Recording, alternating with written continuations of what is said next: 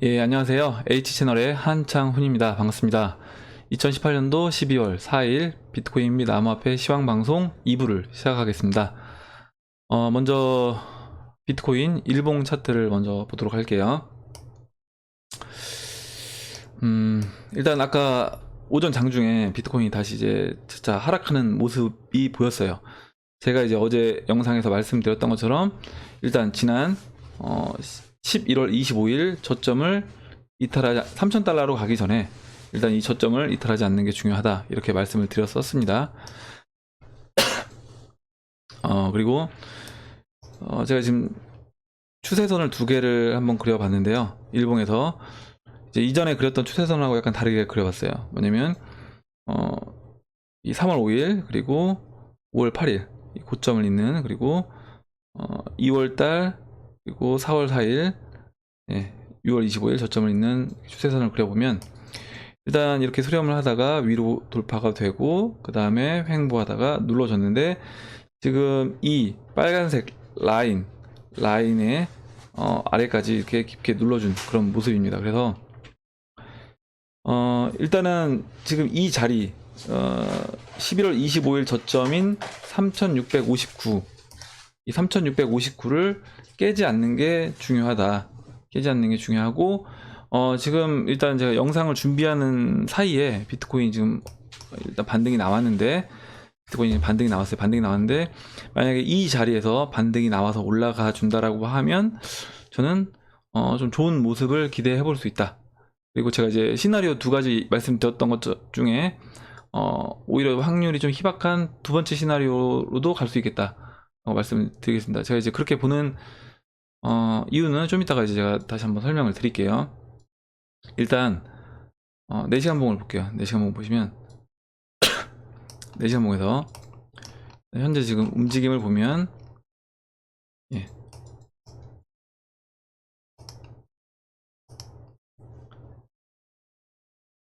지금 이 고점을 맞고 떨어졌던 자리를 지난 11월 28일 날 돌파를 했습니다. 돌파를 하고 지금 재차 이렇게 눌러주는 모습을 보이면서 보시면 이렇게 단기 상승 추세를 이어갔어요. 이어가다가 이게 막 떨어지면서 깨지면서 떨어졌습니다. 그래서 이제 어제 또 이제 약간 뭐 단톡방이라든가 저희 이제 그 댓글로 이제 질문해 주시는 분들이 3,000달러 다시 가는 거 아니냐, 이렇게 좀 걱정스러운 댓글들이 많이 달렸습니다. 근데 제가 이제 어제 방송에서도 말씀드렸다시피 일단 이 3,670달러 11월 25일 이 저점을 이탈하지 않으면 그래도 이제 기대해 볼 수 있다라고 말씀을 드렸고, 제가 이제 그렇게 보는 이유는 일단 지금 저점을 이때 보시면 조금이라도 저점을 높였어요. 그리고 오늘 이제 오늘 이 자리에서 이제 반등이 나와서 상승해 준다라고 하면 저점을 이 3바닥인데 3바닥에서 저점을 높이면서 일단 반등이 나왔기 때문에 여기서는 이제 올라갈 수 있는 여지가 있다. 그리고 이제 올라가게 된다라고 하면 그럼 이제 어디까지 갈 것이냐, 제가 이제 계속 말씀드렸던 것처럼 6월 25일 저점 있잖아요. 5,700달러 6월 25일 저점 일봉으로 볼게요. 일봉으로 보면 이 6월 25일 저점이었던 5,700달러까지는 반등이 나올 수 있다. 물론 5,700에서 이때 이제 5,700에서 한 차례 이제 여기서 지지를 받았다. 그래서 5,500에서 5,700 정도가 저항 역할을 할 것으로 이제 보이고 있습니다. 그리고 이제 보시면 일단 일봉에서는 이 15일 이평선이 내려오고 있어요. 가파르게. 그래서 이 15일 이평선을 돌파를 해주는 모습을 보여주는 게 중요한데, 제가 이제 지금 비트코인 4시간 봉의 움직임하고 코스피 차트랑 이제 같이 설명을 드리려고 하거든요. 보시면 지금 4시간 봉이에요. 4시간 봉이고 보시면 이제 3바닥을 찍고 올라왔습니다. 그리고 3바닥을 찍기 전에 보시면 첫 번째 바닥을 찍어주고 반등이 나오고 눌러주고, 두 번째 바닥을 찍어주고 한 번, 두 번, 세 번 내려온 다음에 이제 반등이 나왔어요. 이렇게 나왔습니다. 이제 코스피 차트를 볼게요. 코스피 차트고요. 이거는 2008년도 서프라임 금융위기 때, 그때 이제 코스피가 1000달러를, 아니 1000달러래요. 1000 지수 1000을 이탈해서 보시면 889까지 빠졌었습니다. 889까지 빠졌어요. 이때 이제 제가 이제 이때 시장에 참여를 하고 있었는데 1400에서는 반등이 나올 거다. 이 얘기가 굉장히 많았습니다. 1500, 1400에서. 그래서 실제로 이제 반등이 나오는 모습이 보였었죠. 이렇게 반등이 이렇게 나왔었고, 또 이때 여기서 반등이 나왔는데 무너지고 여기 재차 무너지면서 이제 완전 급락이 나왔죠.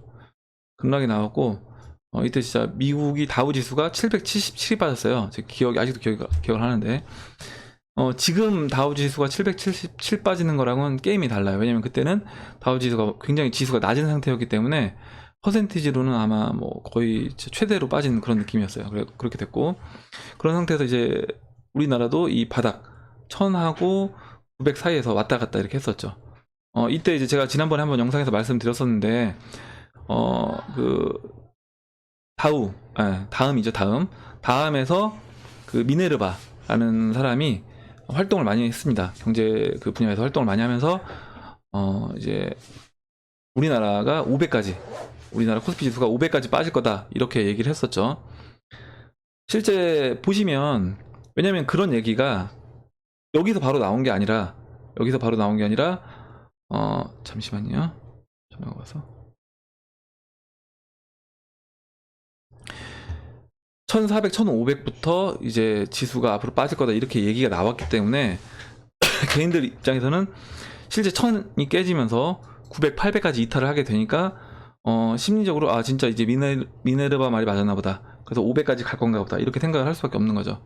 그런 상황이 이때 있었습니다. 이때 있었고, 저는 뭐 지금 그러니까 이제 암호화폐 시장에서 이렇게 바닥에서 이렇게 움직이는 모습이 사실 뭐 그때랑 별반 차이가 없다라고 보고 있어요. 무슨 얘기냐면, 물론 500까지 이때도 마찬가지로 500까지 갈 수 있다는 생각을 했습니다. 저도. 근데 이때도 쌌다는 거예요. 1000 밑에는 다 쌌다라고 생각이 됐던 거죠. 그래서 저 같은 경우는 주식을 제가 이제 선물 옵션 트레이딩을 하니까 옵션으로 매매해서 번 돈을 가지고 계속 주식을 샀습니다. LG화학 우선주를 그 당시에 계속 샀어요.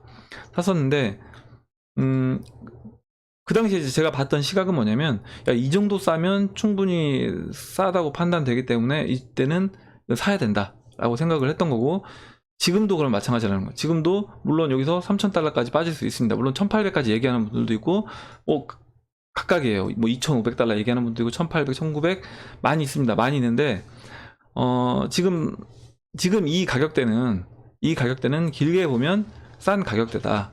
그렇게 일단 보고 있고, 지금 보시면 코스피 지수가 이때 보시면 먼저 첫 번째 바닥을 찍고 반등이 나오고 눌러주고, 그 다음에 이렇게 약간 헤드앤숄더 모양을 보여주고 다시 한번 빠지고 이렇게 반등이 나왔습니다. 근데 이제 보시면 이때 중요한 거는 이 저점을 다 높였어요. 저점을 높이면서 올라와 줬고, 그 이후에 3 바닥을 만들어 주고, 그 다음에 반등이 나와서, 그 다음 반등은 1400 지켜줬던 1400짜리까지 일단 반등이 나오고, 1400에서 이때 이제 보시면 5월부터 7월까지 한 2달간 횡보를 했습니다. 횡보를 하고 다시 여기서 1700까지 올라와주고 1700에서 또 횡보하고 1700에서 횡보는 10월 5일부터 그 다음에 7월까지니까 굉장히 오래 횡보했네요. 거의 뭐 한 9개월, 뭐 10개월 정도 횡보를 하고 그 다음에 이제 그 다음에 반등을 해서 2200까지 반등을 했던 거예요. 그러면 지금 보시면 일단 지금 비트코인이 일단 그 코스피 1400에서 계속 지지를 받았던 것처럼 일단 6400에서 이렇게 지지를 받았었죠. 계속 횡보하면서 지지를 받다가 급락이 나왔습니다.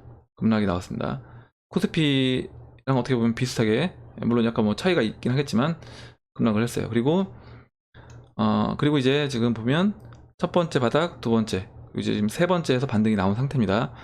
좀 더 계속 지금 제가 영상 찍고 있는 중간에 계속 올라오고 있긴 한데요. 일단 어찌됐든 여기서 올라와서 아까 보여드렸던 15일 이평선을 넘어가 준다고 하면 그 코스피 차트 서프라임 때, 2008년도 서프라임 때 반등이 나왔던 것처럼 그렇게 이제 반등이 나와줄 수도 있다. 나와줄 수 있다. 그리고 이렇게 올라온다라고 했을 때는 올라온다라고 했을 때는 저는 이제 말씀드렸던 5,500에서 5,700까지는 거의 뭐 다이렉트로 올라올 수 있다.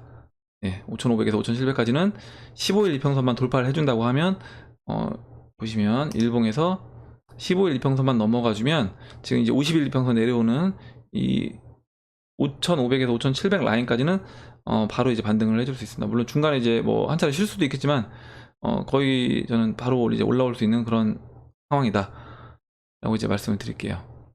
그리고 이렇게 됐을 때 다시 한번 코스피를 보여드리면 여기서 이제 한 차례 쉬어주고 그 다음에 또 반등이 나왔다는 거예요. 반등이 나오고 또 쉬고 올라왔다고 했죠. 그러면 만약에 이제 비트코인이 이와 같은 움직임으로 보여진다라고 하면 제가 이제 시나리오를 두 가지를 말씀드렸어요. 제가 첫 번째 시나리오는 이 채널 하단부를 타고 이렇게 저점을 높이면서 하고 돌파해주는 흐름. 이거는 이제 2015년 1월달 비트코인 2015년 1월달 모습과 이제 흡사하다고 말씀드렸죠. 2015년 이때요. 2015년 1월달 이때부터 이 박스 움직임을 가졌던 15년 1월부터 이제 15년 10월까지 움직였던 그 모습대로 간다라고 하면 이 첫 번째 시나리오. 이제 이거는 이제 비트코인 2015년도 그 모습과 이제 흡사한 패턴으로 제가 이제 예상을 해본 거예요. 채널 하단부에서 이제 박박 기면서 이렇게 올라가는. 그리고 이렇게 이때도 보시면 채널 올라가고 또 여기서 또 눌러줍니다. 그러니까 뭐냐면 계속해서 이렇게 해서 쭉 바로 가는 게 아니라 여기서도 마찬가지로 또 이렇게 눌러주는 모습을 보여준다는 거예요. 보여주고 또 올라가고 이렇게 눌러주는 모습을. 이런 식으로. 그리고 두 번째 잠시만요. 이걸 지워야 될 것 같은데. 두 번째 시나리오로 말씀드렸던 건 뭐냐면 여기서 5,700까지 바로 올라봐 주고 한번 눌러준 다음에 돌파해주는 흐름. 그리고 돌파해주면서 이때 이 고점에서 한번 눌러주고요. 돌파해주고 또 그 다음 이 고점에서 또 눌러주고 이런 식으로 하면서 상승을 한다. 이게 이제 어떻게 보면 지금 코스피 차트 서프라임 때 모습과 이제 흡사한 거예요. 바닥에서 쓰리바닥을 만들고 반등 나와주고 이런 이제 지지받았던 라인에서 한 번씩 머물러 주면서 다시 또 지지받았던 라인에서 한 번씩 머물러 주면서 바로 올라가는 모습. 이렇게 이제 예상을 해볼 수 있습니다. 이렇게. 그래서 지금 그렇다고 하면 지금 이제 오늘 비트코인 모습이 지금 보시면 4시간 봉에서 지금 비트코인 모습이 이 쓰리바닥을 찍고 이제 올라가는, 지금 차트를 너무 여러 개를 보여드리는 것 같아서 헷갈리실 수 있을 것 같은데, 쓰리바닥을 찍고 올라가는 모습으로 해서 움직여 준다라고 하면 첫 번째 시나리오하고 두 번째 시나리오에서 오히려 이제 두 번째 시나리오로도 갈 수도 있다. 그래서 일단 뭐 확률로 얘기하면 뭐 첫 번째 시나리오하고 두 번째 시나리오하고 첫 번째 시나리오가 한 뭐 6 정도, 그리고 두 번째 시나리오가 한 4 정도 비중을 두고 일단 볼 수 있습니다. 근데 어찌 됐든 간에 두 시나리오 다 시간이 문제인 것이지, 사실 좀 더 빨리 비트코인이 상승하느냐 아니면 좀 더 늦게 상승하느냐 그 차이인 거지, 어찌됐든 지금 가격은 싼 가격이라는 거죠. 중요한 거는 제가 그 2008년도 서브프라임 때 그때 제가 그 트레이딩을 해서 번 돈을 계속 주식을 샀던 것처럼 지금은 그렇게 해야지 돈을 벌 수 있는 데다. 그건 뭐냐면 내가 원화채굴을 하든 아니면 트레이딩을 하든 버는 족족 이거를 암호화폐 자산으로 바꿔놔야지 돈을 벌 수 있는 그런 타이밍이다. 저는 그렇게 보고 있습니다. 일단 비트코인은 제가 여기까지 이제 설명을 드릴게요. 그래서 두 번째 시나리오도 확률상 좀 더 이제 높아져 보인다. 일단 여기 오늘 반등이 많이 나와준다라고 하면, 아직까지 정확하게 뭐 반등 나왔다라고 얘기한 수준까지는 아니지만 이렇게 이제 영상 찍고 있는 중간에 계속 올라가고 있는데, 일단 중요한 건 일단 15일 이평선을 돌파하는 흐름을 보여줘야 되는데 15일 이평선 수치로 얘기를 제가 말씀드리면 4,175달러입니다. 4,175달러를 넘어가주면 4,175달러를 넘어가주면 두 번째 시나리오 확률이 좀 더 높아질 수도 있겠다. 예, 이렇게 말씀을 드리겠습니다. 일단 좀 긍정적으로 시장이 바뀌어서 다행이에요. 그리고 이제 다른 알트코인들 리플하고 스텔라 루멘하고 비트코인 캐시 오늘 세 가지를 보여드릴 건데 뭐 큰 변동 사항은 없습니다. 리플 이제 어제 말씀드렸던 것처럼 이 박스 상단부에서 제가 저항 역할을 했던 이 사토시 가격으로 8,700과 지금 9,300 그 라인에 갇혀 있는 상태예요. 왜냐면은 지금 이평선 이 지금 120일 이평선과 200일 이평선이 아직 그 장기 이평선이 역배열된 상태이기 때문에 이거를 이제 정배열로 풀어주는 그 시간을 여기서 벌고 있다라고 보고 있습니다. 예, 이렇게 뭐 큰 변동 사항이 없어서 그냥 이렇게 설명하고 넘어갈게요.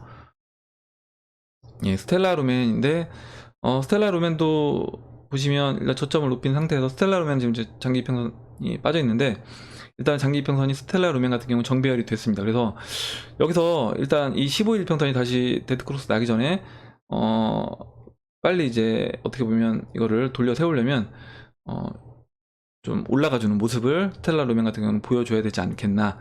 그리고 스텔라 루멘이 일단 대형 알트 중에서는 그래도 가장 강한 위치에 있다. 위치상으로도 BTC 마켓에서 다른 알트 코인들보다 훨씬 다른 알트 코인들은 지금 보시면 지금 뭐 여기 있는 거예요. 지금 어디 있는 거냐면 작년 저점보다 더 밑에 있는 겁니다. 여기 있는 거예요. 지금 지수 가격으로 얘기하면요, 사토시 가격으로 얘기하면 지금 뭐 한 260 이 정도의 260, 270 사토시에 있는 거예요. 다른 알트코인들은 지금 이 정도 라인에 있는데 지금 스텔라 루멘은 얼마예요?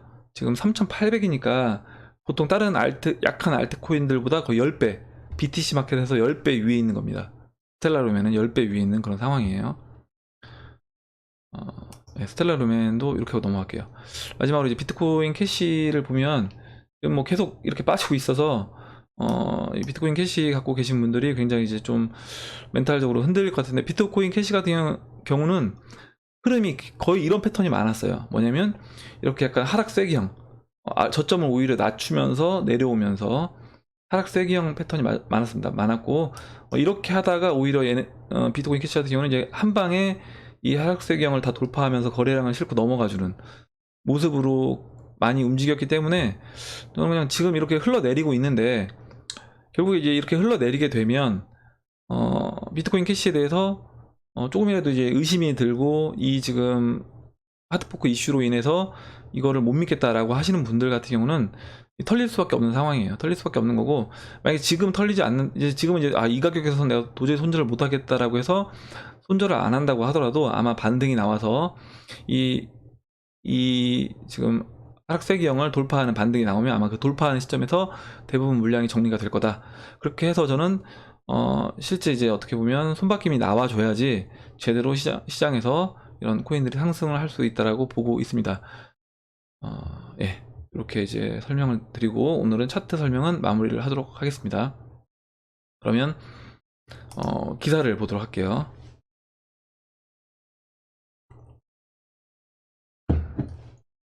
코인뉴스 기사고요. 조셉 루빈, 이더리움 공동 창시자 조셉 루빈이 이 CCN 인터뷰를 통해서 뭐라고 얘기를 했냐면, 최근 암호화폐 약세장에도 불구하고 이더리움 생태계가 지속적으로 발전하고 있다며 이에 대해 낙관적이라고 말했다. 이와 관련해 그는 아래와 같은 근거를 제시했다. 6가지 근거를 제시했어요. 이더리움 거래 인프라 플랫폼 인퓨라가 매일 100억 건 이상의 API 요청을 처리하고 있고, 두 번째로 이더리움 기반 개발 프레임워크 트러플 다운로드가 100만, 그리고 이더리움 지갑인 메타마스크 다운로드가 100만 건, 활성 노드 수가 12,000개, 그리고 이더리움 고유 주소 수가 4,800만 개, 그리고 링크드인 블록체인 관련 일자리가 3배가 증가됐다. 이런 인프라가 계속 늘어나고 있는 거예요. 실제 사용자들도 늘어나고 있고, 이런 거를 근거로 이더리움 생태계는 지속적으로 발전하고 있다라고 얘기를 한 겁니다. 그러니까 이제 개발자라든가 이렇게 이런 대표 공동 창시자가 보는 시각하고 우리 이제 투자자들 보는 시각하고 차이가 날 수밖에 없어요. 그리고 결국에 이더리움이 이렇게 가격이 굉장히 낮은 상태에서 이더리움에 대해서 믿음이 없는 사람들은 어떻게 보면 정리가 돼야 되는 거죠. 그렇게 되고 확신을 갖고 있는 사람들이 남아야지만이 어떻게 보면 이더리움도 이제 올라갈 수 있다라고 저는 보고 있습니다. 크리에이티브 와이즈님이 질문을 해주셨어요. 이더리움이 이런 차트 분석, 제가 이제 차트로는 이더리움이 좀 더 시간이 걸려 보인다라고 말씀을 드렸잖아요. 근데 차트 말고 이더리움이 앞으로 어떻게 될 것 같냐? 그거는 이 지금 조셉 루빈 이 공동 창시자가 얘기했던 것처럼 저는 이더리움은 망하지 않을 거라고 보고 있습니다. 망하지 않을 거라고 보고 있고, 앞으로 이제 지금 이제 사람들이 그렇게 안 좋은 시각으로 바라보는 거는 작년에도 똑같다라는 거예요. 작년에도 이더리움 가격이 12월에 올라가기 직전에 이더리움 가격이 계속 힘을 못 쓰고 빌빌댈 때, 막 비트코인 가고 있을 때, 그때 이더리움이 이렇게 안 올라가는 이유는 이오스가 ICO를 1년 내내 하면서 이더리움의 그 물량, ICO 물량들이 매일 그거를 이오스의 ICO 물량이 이더리움을 받았잖아요. 그리고 그 물량이 계속 매도를 하면서 이오스가 지금 이더리움을 잡기 위해서 그 작업을 하고 있는 거다. 그로 인해서 이더리움은 가격이 오르기가 힘들다라고 얘기를 했습니다. 그 당시에.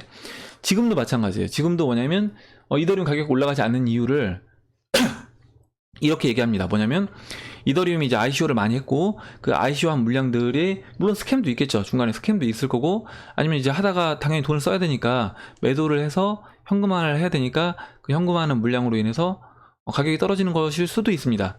근데 그거는 저는 사실 이더리움 가격이 올라갈 때도 ICO는 계속 진행이 되고 있었고, ICO에서 현금화하는 회사들은 그때도 있었다는 거죠. 그때도 있었지만 그때 가격이 상승할 때는 그런 얘기를 갖다 붙이지 않습니다. 근데 가격이 빠지면 항상 그런 얘기가 나와요. 그리고 이런 것 때문에 지금 이더리움이 빠지는 거다, 이렇게 얘기를 한다는 거죠. 그것보다는 실제 이더리움 생태계가 발전하고 있는지 우리는 이제 그거를 더 주목을 해야 된다고 보고 있고, 어떻게 보면 이 기사 내용이 사실 그걸 다 대변해주고 있다. 예, 실제 이더리움 생태계가 이렇게 지속적으로 발전되고 있다는 걸 보여주고 있다. 그래서 저 같은 경우 제가 말씀드리잖아요. 저는 이제 비트코인 가격이 충분히 올라가면 이더리움으로 다 교체를 할 겁니다. 일정 부분 비트코인만 남겨두고, 이더리움으로, 왜냐면 이더리움이 그만큼 싸다라고 하면 그때는 이제 이더리움으로 교체를 하는 작업을 할 계획입니다. 그리고 한 가지 더 이제 기사를 말씀드리면, 코빗이 오는 5일 카이버와 이제 골렘을 상장한다는 거예요.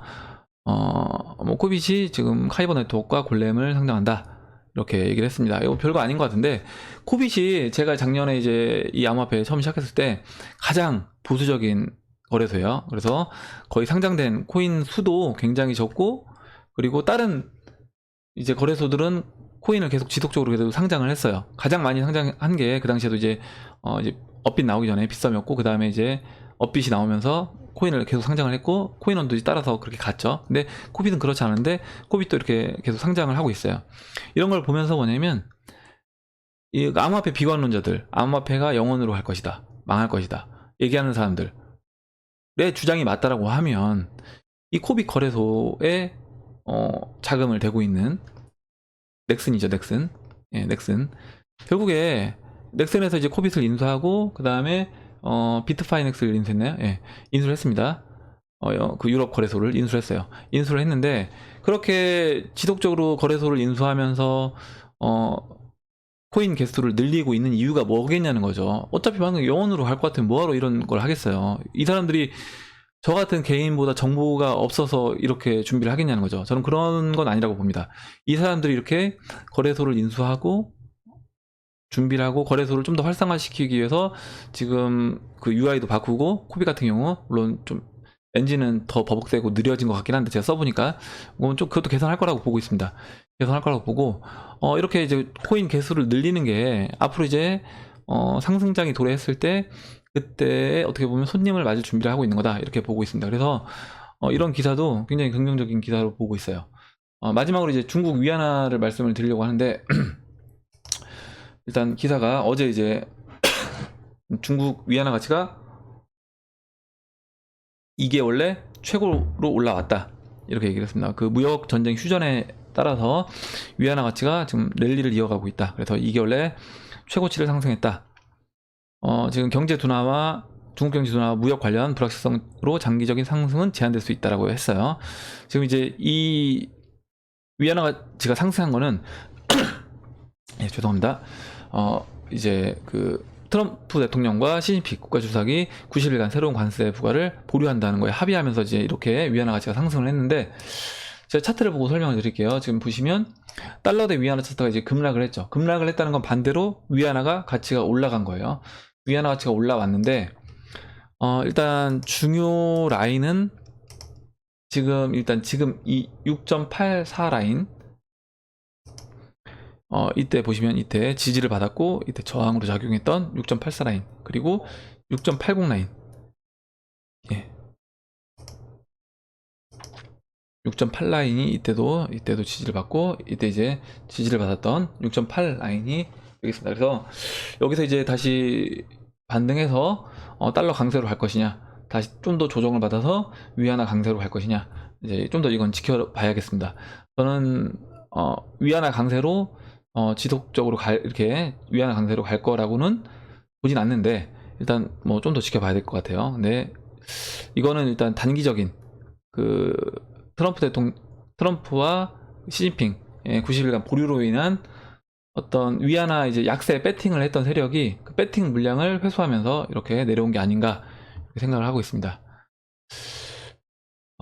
그리고 한 가지 기사가 있는데, 이제 인베스팅닷컴에서 2027년 중국이 미국 제치고 글로벌 1위 경제 대국이 될 것이라고 기사가 나왔어요. 기사가 나왔는데, 중국 유명 경제학자인 런쩌핑이, 홍다경제연구원 원장이 오늘 2027년 중국이, 잠시만요, 전화가 와서, 중국이 미국을 제치고 세계 1위 경제 대국이 될 것이라고 했다. 근데 이제 이 주장을 한 게 그 제가 이제 어제 보여드렸던 GDP를 미국을 이제 중국이 제칠 것이다. 예, 그리고 이제 중국 인구도 미국보다 14억 명, 중국 인구는 14억 명, 미국은 3억 2천만 명. 그렇기 때문에 중국이 이제 미국을 제치고 글로벌 1위 경제 대국이 될 것이라고 얘기를 했습니다. 이렇게 이런 것을 얘기를 했는데, 미국이 이거를 이제 모를 리 없다는 거죠. 미국도 당연히 이제 예상을 하고 있는 것이고, 지금 이 상황에서 2027년이라고 해도 많이 남지 않았습니다. 그러니까 9년이고, 어제 제가 보여드렸던 자료에서는 2026년이었죠. 2026년이면 8년 남은 거잖아요. 그래서 지금 미국 입장에서는 이제 시간이 별로 없는 거예요. 미국 입장에서는 지금 중국을 제대로 이번 기회에 어떻게 보면 이제 완전히 눌러놓지 않으면 패권을 뺏길 수 있는 상황이 옵니다. 그래서 저는 이제 미국이 중국을 이번 기회에 제대로 눌러놓는, 물론 이건 이제 사람마다 견해가 다를 수 있고 생각이 다를 수 있어요. 이 부분은 생각이 다를 수 있는데, 일단 제가 보는 견해는 그렇게 보고 있습니다. 그 이유로 저는 이제 중국이 갖고 있는 그 중국 정부의, 중앙정부의 부채와, 그리고 회사채, 그리고 그다음에 이제 가계부채가 많은 것을 이제 예로 들었고, 중국이 지금 외환 보유고가 3조 달러가 있다라고 하는데, 지금 중국 같은 경우는 그 중국에서 나온 통계 자료를 다 믿을 수 없는 건데, 거기서 이제 중국 회사들이 중국의 법인을 만들지 않고 중국 외부의 페이퍼 컴퍼니식으로 만든 그 법인에서 달러 빚을 진 양이 그 실제 이제 조사된 1조 달러보다 훨씬 넘는 3배에 달하는 3조 달러 정도 된다고 해요. 그래서 아마 그 3조 달러에 달하는 회사채가 저는 그 부실이 이제 일어난다라고 하면, 부실은 뭐냐면 결국에 미국이 이제 금리 인상을 하면서 그 달러 빚을 썼던 그 회사들이 결국에 그 달러 빚을 빨리 갚기 위해서 결국에 이제 위안화를 던지는 상황이 온다라고 하면, 아마 그때는 이제 가속화가 될 것이다. 우리나라가 1997년도에 IMF를 맞았던 그 상황처럼 중국도 갈 수 있다, 이렇게 보고 있습니다. 예, 그럼 이상으로 2018년도 12월 4일 비트코인 및 암호화폐 시황 방송 2부를 마치도록 하겠습니다. 지금 아까 제가 이제 코스피 차트 우리 서프라임 2008년도 코스피 차트를 보여드렸는데 그거대로 이제 간다라고 하면 지금 코스피 차트에서는 사실 시간이 꽤 길었어요. 반등이 충분히 전 고점까지 올라오는데 시간이 꽤 걸렸습니다. 1년 넘게 걸렸는데 1년 반 넘게 걸렸는데 암호화폐 시장은 저는 그러니까 회복되는데 걸린 시간이 1년 반이 넘는 거예요. 근데 암호화폐 시장은 이 시간 자체가 주식 시장보다 훨씬 더 빨리 돌아가고 있습니다. 실제 이제 장이 열리는 시간 또한 주식 시장 같은 경우는 장이 열리는 시간이 이제 9시부터 3시 반까지잖아요. 그래서 6시간 반인데 그거에 비해서 이제 암호화폐 시장은 24시간 돌아가죠. 그리고 주말도 돌아가고 그래서 좀 더 암호화폐 시장이 빠른 속도로 진행이 되기 때문에 저는 한 4배에서 5배 정도 암호화폐 시장이 빠른 템포로 움직일 것이다 라고 본다라고 하면 1년 반에 4로 나눈다고 하면 앞으로 우리가 좀만 더 참아보면 그래도 좋은 때가 오지 않을까라고 예상을 해봅니다. 예, 그럼 이상으로 2018년도 12월 4일 방송을 마치도록 하겠습니다. 여러분 도움이 되셨다면 좋아요와 구독 버튼 그리고 알림정 버튼을 눌러주세요. 감사합니다.